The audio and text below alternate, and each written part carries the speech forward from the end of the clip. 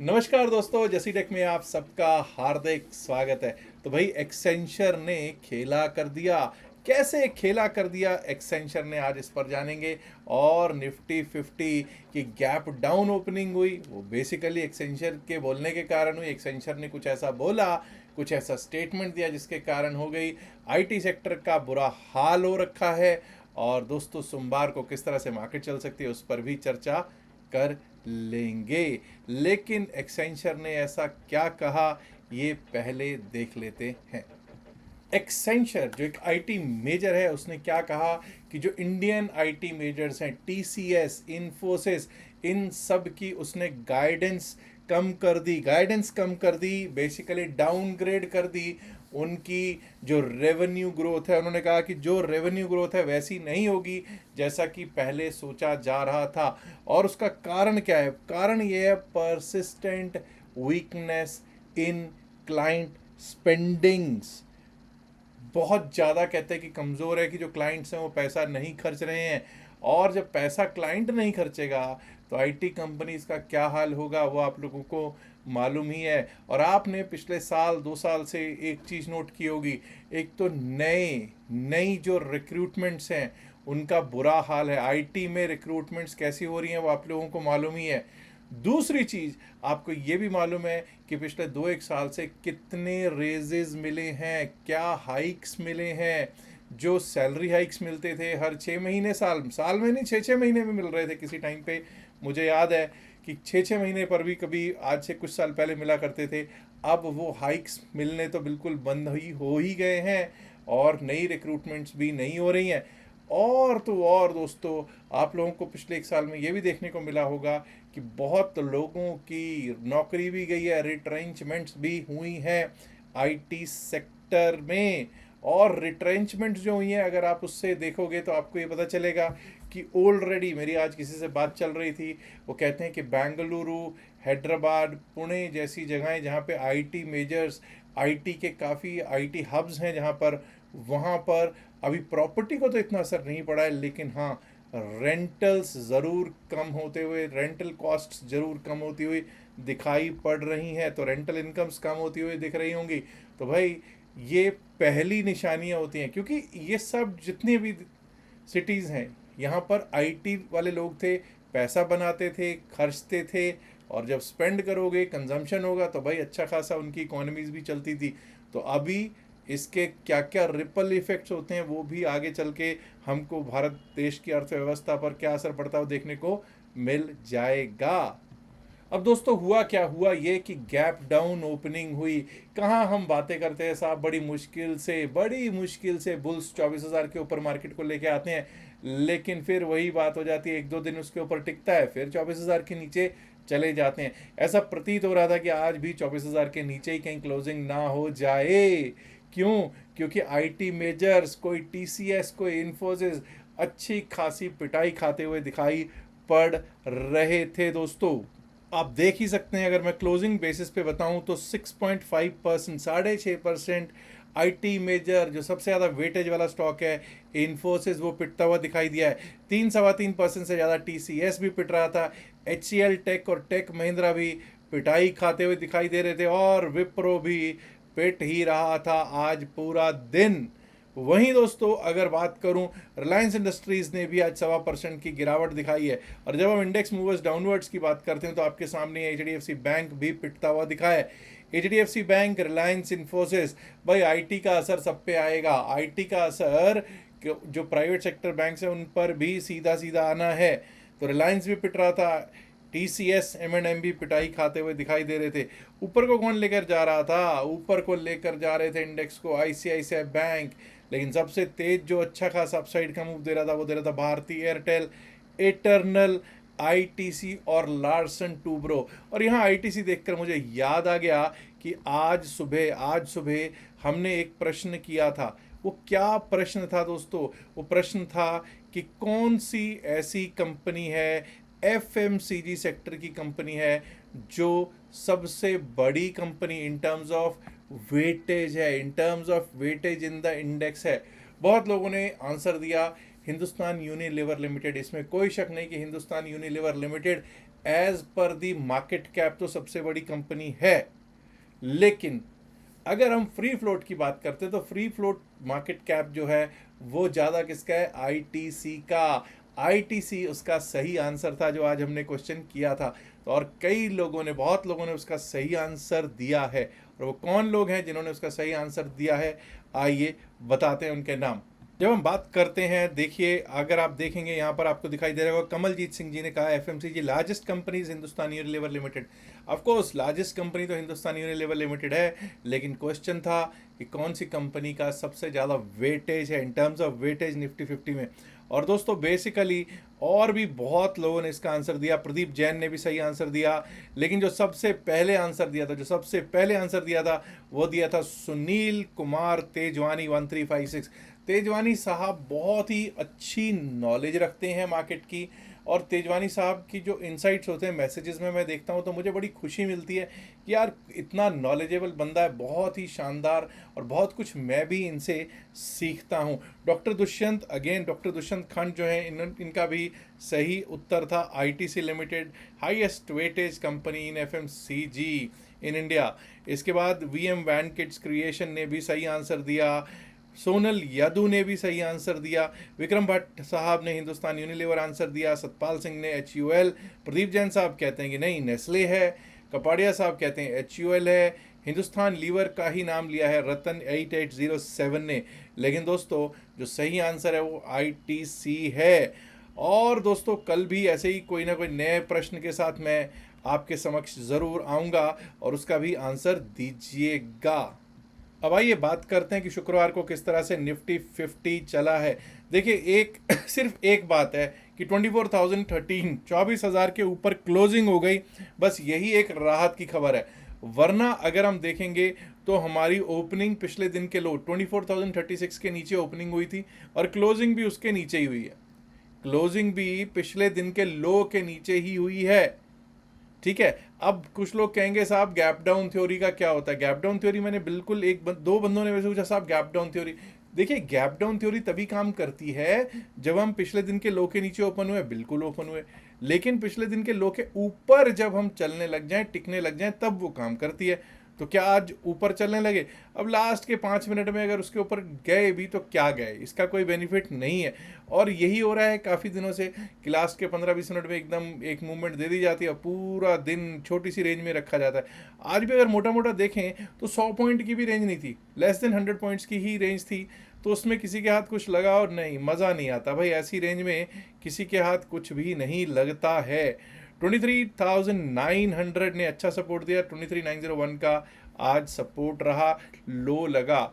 और निफ्टी 50 पे मैं ऑलरेडी बात कर ही चुका हूँ कि क्या स्थितियाँ रही हैं, कौन कौन से इंडेक्स में कौन कौन से स्टॉक्स ने ऊपर और नीचे का काम किया है।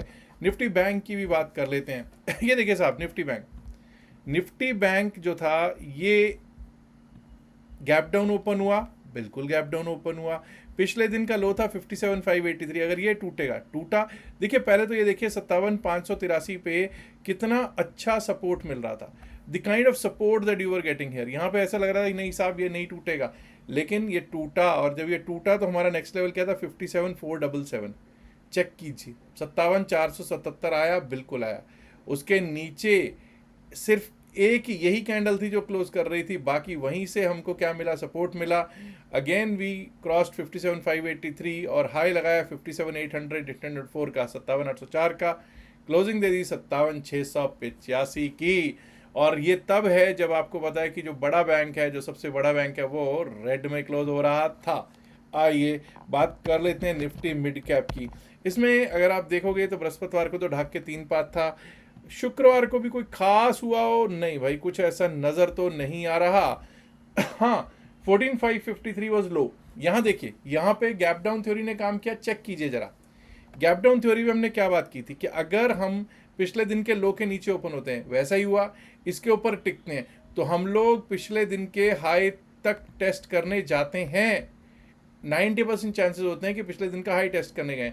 और ये देखिए इसके ऊपर जब टिकने लगे 14,553 पे, तो यहाँ पर क्या ले गया, सपोर्ट ले लिया। और सपोर्ट लेने के बाद इसने भला ही चाहे लास्ट में से ही, लेकिन आपका 14,618 को टेस्ट किया और एक तो मैं हैरान होता हूँ 14,553 से 5 मिनट में ही कितना बड़ा इसने अपसाइड का मूव दिया है। 14,618 और 14,637 का हाई लगा है, उसके आसपास ही हमारी क्लोजिंग होगी 14,618 पर। लेकिन यहाँ पर कुछ दमखम ज़रूर दिखाई दे रहा है। निफ्टी फाइनेंशियल सर्विसेज इंडेक्स, इस पर क्या रहा भाई? ये रहा साहब निफ्टी फाइनेंशियल सर्विसेज इंडेक्स। यहाँ पर कुछ भी ऐसा नहीं था करने वाला। पिछले दिन का लो सपोर्ट देता रहा और 24,487 के ऊपर हम गए ही नहीं। छोटी रेंज इस निफ्टी फिन सर्विस के लिए, ये भी रेंज कोई बहुत ज़्यादा बड़ी रेंज नहीं थी। सेंसेक्स में क्या रहा साहब? ये रहा साहब बीएससी सेंसेक्स। बीएससी सेंसेक्स पिछले दिन के लो के नीचे ओपन, बिल्कुल पिछले दिन के लो के नीचे के दोनों तीनों लेवल्स बिल्कुल आपको प्राप्त हुए। एक एक लेवल, चाहे वो 76,768 था, 76,597 था, 76,484 था, हर लेवल को इसने सपोर्ट पे काम किया है। लेवल्स को रिस्पेक्ट की गई है मार्केट द्वारा। शुक्रवार को क्लोजिंग ज़रूर अपसाइड पे एक बार को कोशिश की उसने, 76,900 की तरफ गया, लेकिन 76,802 पर क्लोजिंग दे दी बीएससी सेंसेक्स ने। अब दोस्तों मैं निफ्टी 50 से आज जरा शुरुआत करना चाहूँगा और देखना चाहेंगे कि क्या स्थिति है। सबसे पहले तो लेवल्स हटा देते हैं। लेवल्स को रिमूव कर दिया गया है और 1 डे के चार्ट पे चलेंगे और देखने की कोशिश करेंगे क्या चल रहा है, क्या स्थितियां चल रही हैं। देखिए कोई ऐसी प्रॉब्लम है क्या? अभी तक कुछ ऐसा तो नहीं है, रिवर्सल का तो कुछ दिखाई नहीं दे रहा।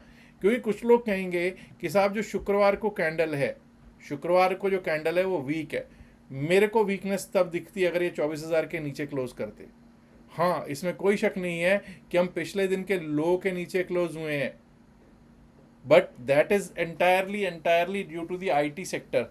बैंकिंग अभी भी दमखम दिखा रहा है और अगर रिलायंस ने भी थोड़ा बहुत दमखम दिखाना शुरू कर दिया, आईटी ज़रा सा भी पुश दे देगा तो हम वापस ऊपर की ओर जाते हुए दिखाई दे सकते हैं। अगर डेमास पर बात करूंगा तो डेमास पर 9 और 21 डेमा के ऊपर है, 50 डेमा के ऊपर चल रहा है निफ्टी 50। हाँ, हमको रेजिस्टेंस देखिए कहाँ से मिला है, 100 डेमास से मिला है। थर्सडे वाले दिन हमने 100 डेमा को टेस्ट किया था। हमारे लिए इमीडिएट रेजिस्टेंस अभी क्या है? 24,151, 24,151। हम 24,151 के ऊपर क्लोजिंग देंगे जब तक लगातार 2 बार नहीं, तब तक थोड़ा सा दिक्कत चलती हो सकती है। अब मैं वीकली चार्ट पर भी जरा जाना चाहूँगा। वीकली चार्ट पर जब हम जाते हैं तो वीकली चार्ट पर ज़रा नोट कीजिएगा कि क्या स्थितियाँ। वीकली चार्ट पे आप कैंडल देखिएगा तो आपको कुछ मालूम चलेगा। कैंडल हमको, आप देखिए, एक spinning top candle weekly candle बनी है। अब जब वीकली पे स्पिनिंग टॉप कैंडल बन जाए तो यहाँ पर थोड़ी सी दिक्कत हो सकती है। क्यों दिक्कत हो सकती है? कि भाई अगर इसने लो काट दिया तो फिर से त्राहिमाम मच जाएगा और यहीं से अगर अपसाइड का मूव रहा तो बहुत ही शानदार है। अब यही चीज़ हम लोग ज़रा देख लेते हैं कि बैंक निफ्टी की क्या स्थितियां हैं। बैंक निफ्टी पर भी कुछ ऐसा ही देखने को मिल रहा है क्या? ये लीजिए साहब bank Nifty. Bank Nifty is a different game all together. Bank Nifty देखिए कि काफ़ी समय से, अगर मैं बात करूं तो जून में इसने काफ़ी अच्छी शानदार रिकवरी दी है। आप 1 जून 2 जून, अगर 2 जून की बात करोगे 53,000 के आसपास थे, 53,000 के आसपास थे। और अब हम कहाँ पर हैं? हमने कल ही यानी कि बृहस्पतिवार को 58,000 टेस्ट होता हुआ देखा। 58,000, 52 से 58, 6,000 पॉइंट्स का अपसाइड का मूव देखने को मिल रहा है। बहुत शानदार है। निफ्टी बैंक में दमखम दिख रहा है, बिल्कुल दिख रहा है जी। ऐसा देखते हैं कि क्या स्थितियां हैं। 9 के ऊपर, 9 डेमा के ऊपर, 20 डेमा के ऊपर, 50 डेमा के ऊपर, 100 डेमा के ऊपर, 200, सभी डेमास के ऊपर। और अब धीरे धीरे देखिए 9 डेमा सबसे ऊपर आ चुका है। 9 डेमा सबसे ज़्यादा ऊपर आ चुका है। 20 डेमा भी रीगेन कर रहा है अपनी पोजीशन को। और अगर ये थोड़ा सा रीगेन करके ऊपर आ जाता है तो भाई अपसाइड जाने से कोई रोक नहीं सकता है निफ्टी बैंक को।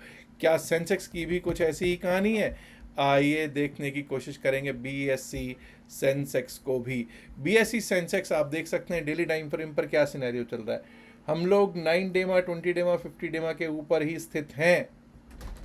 9 डेमा, 20 डेमा, 50 डेमा के ऊपर स्थित हैं, यानी कि यहाँ से एक अभी भी अपसाइड का मूव मिल सकता है। 76,618 के ऊपर गए, 77,618 माफ़ कीजिए, 77,618। 77,618 के ऊपर गए तो ये समझ जाइएगा हमारे लिए रास्ता खुल जाएगा 79,200 टू 80,000 का 80,000 का रास्ता वहाँ से खुलता हुआ दिखाई दे जाएगा दोस्तों। अब मुझे मालूम है बहुत सारे ऐसे हमारे दोस्त होंगे जो होल्ड करके गए होंगे मंडे के लिए। मैंने सुबह सुबह फ्राइडे को मॉर्निंग में भी कहा था प्री मार्केट अपडेट में दैट प्लीज़ प्लीज़ प्लीज़ कृपा कीजिए, अपने ऊपर ही कृपा कर लीजिए, किसी और के ऊपर नहीं, अपने ऊपर ही कृपा कर लीजिए। होल्ड करके जाना छोड़ दीजिए। होल्ड करके जाएंगे, ओखली में सिर दे के जाएंगे, फिर मूसलों से डरना पड़ता है 3 दिन। वैसे तो लगता है नहीं डरेंगे, लेकिन डरना पड़ता है ना। 3 रात 2 दिन प्रीमियम मीटिंग होती है, 3 रात 2 दिन मेरे ऐसे किसी के वीडियो के नीचे लिखते हो भाई कॉल होल्ड करके गया हूँ, भाई पुट होल्ड करके गया हूँ, क्या होगा। अब आप कॉल होल्ड करके जाते हो, कोई और पुट होल्ड करके जाता है, वहाँ पे लड़ने लग जाते हैं कमेंट्स में आके, नहीं गैप डाउन होगा, वो कहता है गैप अप होगा। और फिर मेरे ऐसा हंस रहा होता है कि यार ना गैप अप हुआ गैप डाउन होगा, फ्लैट ओपनिंग होगी, दोनों के दोनों दिक्कत में आ जाओगे।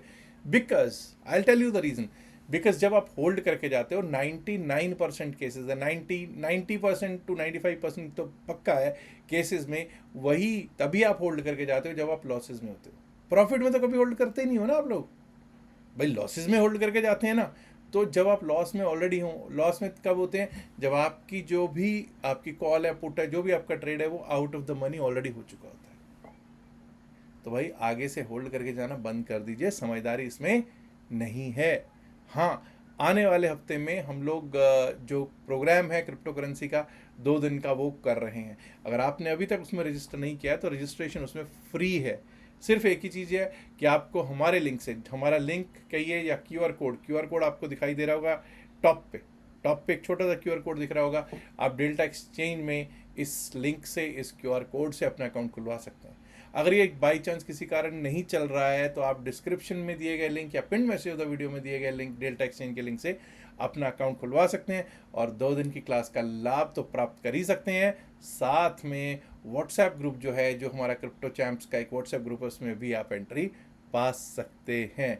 टेलीग्राम चैनल से जुड़ने के लिए भी हमने description pin message of the video में लिंक दे रखा है। इतना याद रखिएगा कि हमारी कोई पेड सर्विस नहीं है, पेड सर्विस बिल्कुल भी कोई नहीं है। और हमारे नाम पे बहुत सारे चैनल्स चल रहे हैं टेलीग्राम पे, उन सब से सावधान रहने की हमको ज़रूरत है। वीकेंड पर ज़रूर मैं लेवल्स जो है मंडे के लिए लेवल्स ज़रूर आप लोगों के समक्ष रख दूंगा। प्रॉबेबली सैटरडे को और संडे को 2 दिन है, हम लोग ये प्रोग्राम में आपको लेवल्स दे देंगे। याद रखिएगा जो भी बातचीत इस वीडियो में की गई है सिर्फ और सिर्फ एकेडमिक पर्पसेस से की गई है, इसका बाय सेल की सलाह से कोई लेना देना नहीं है। बाय सेल की सलाह के लिए आप अपने फाइनेंशियल एडवाइजर से बात कीजिएगा। इल्तिजा है, गुजारिश है, रिक्वेस्ट है कि इस वीडियो को लाइक कीजिए, शेयर कीजिए।